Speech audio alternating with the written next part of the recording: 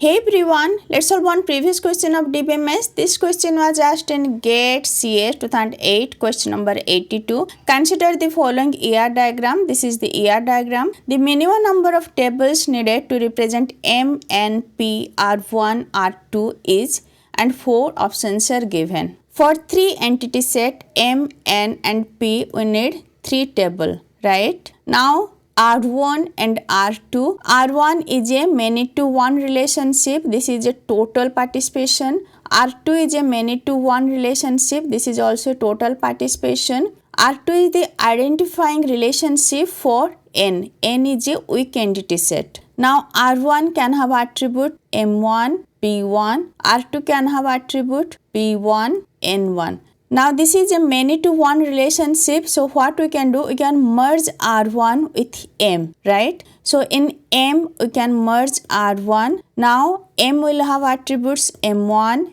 M2, M3 and P1. R2 also many to one relationship, that's why we can merge R2 with N. Now N will have attributes N1, N2 and P1. For P there can be attribute P1, P2. So there will be total 3 tables for M, P and N. For R1 and R2 there will be no separate table. We can merge R1 with M and R2 with N. So answer will be 3. Option B.